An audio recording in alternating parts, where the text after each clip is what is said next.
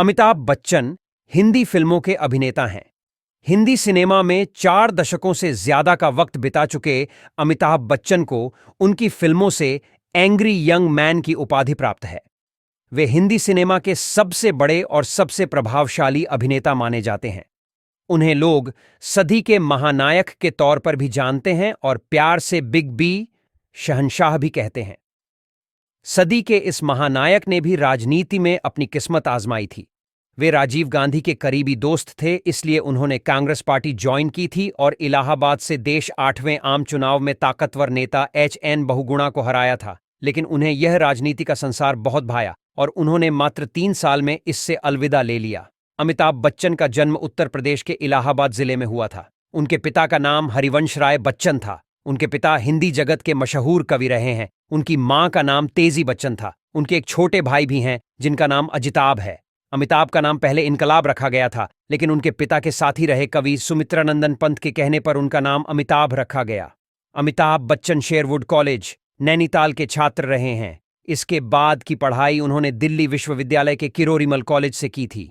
पढ़ाई में भी वे काफी अव्वल थे और कक्षा के अच्छे छात्रों में उनकी गिनती होती थी।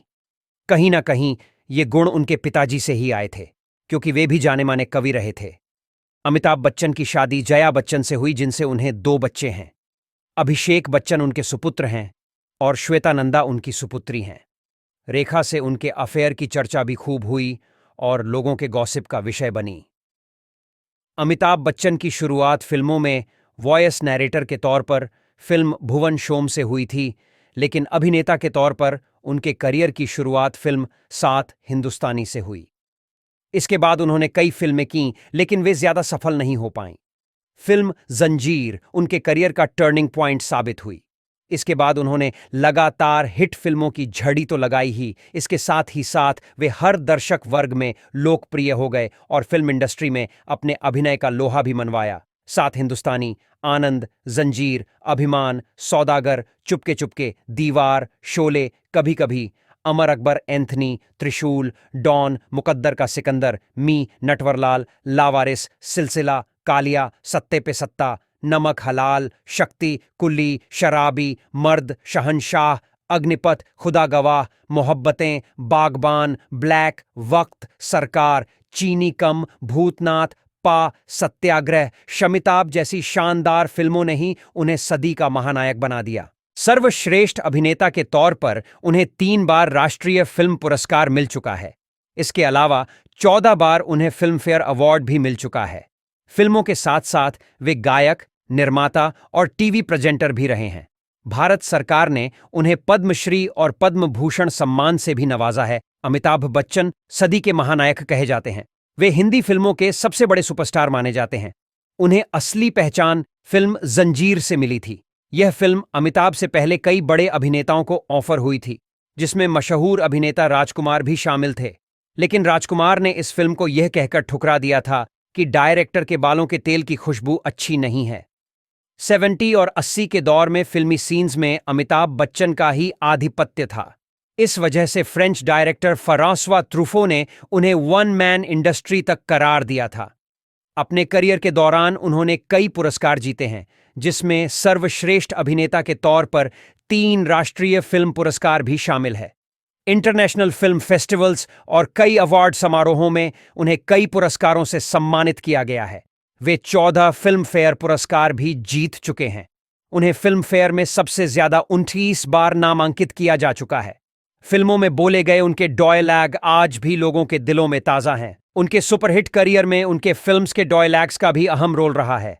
उन्हें भारत सरकार की तरफ से 1984 में पद्मश्री, 2001 में पद्म भूषण और 2015 में पद्म विभूषण जैसे सम्मान मिल चुके हैं।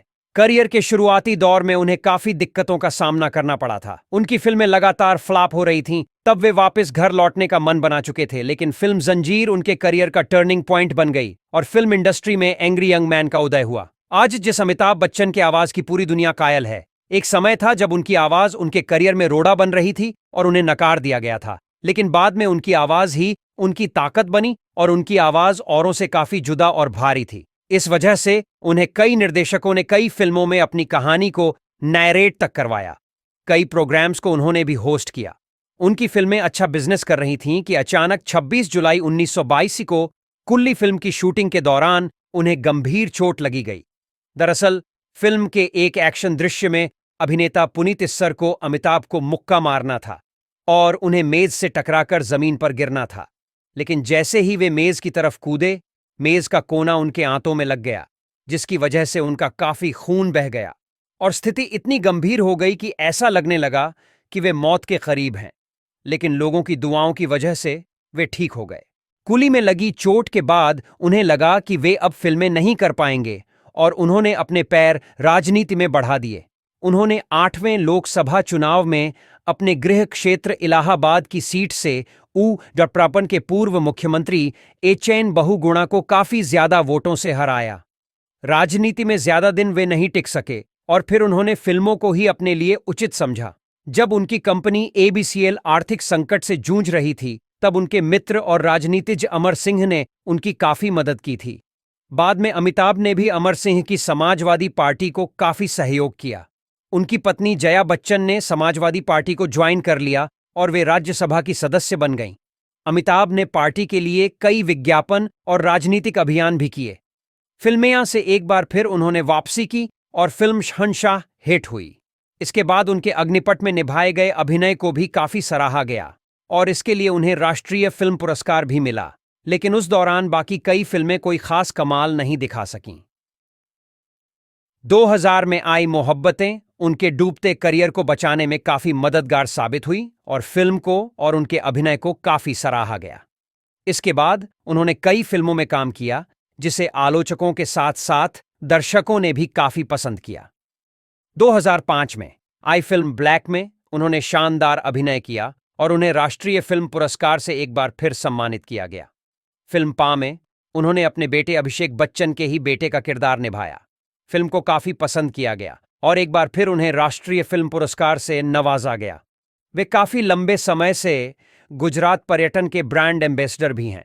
उन्होंने टीवी की दुनिया में भी बुलंदियों के झंडे गाड़े हैं और उनके द्वारा होस्ट किया गया केबीसी बहुत पॉपुलर हुआ। इसने टीआरपी के सारे रिकॉर्ड तोड़ दिए और इस प्रोग्राम के जरिए कई लोग करोड़पति बने। इन सब के इतर अमिताभ बच्चन लोगों की मदद के लिए भी हमेशा आगे खड़े रहते हैं। वे सामाजिक कार्यों में काफी आगे रहते हैं। कर्ज में डूबे आंध्र प्रदेश के 40 किसानों को अमिताभ ने 11 लाख रुपए की मदद की। ऐसे ही विदर्भ के किसानों की भी उन्होंने 30 लाख रुपए की मदद की। इसके अलावा और भी कई ऐसे मौके रहे हैं जिसमें अमिताभ ने दरियादिली दिखाई है और लोगों की मदद की है। जून 2000 में वे पहले ऐसे एशिया के व्यक्ति थे जिनकी लंदन के मैडम तुसाद संग्रहालय में वैक्स की मूर्ति स्थापित गई थी। अमिताभ बच्चन डू लीजेंड 1999 में, टू बी और not to be. Amitabh Bachchan 2004 में, AB the legend a photographers tribute.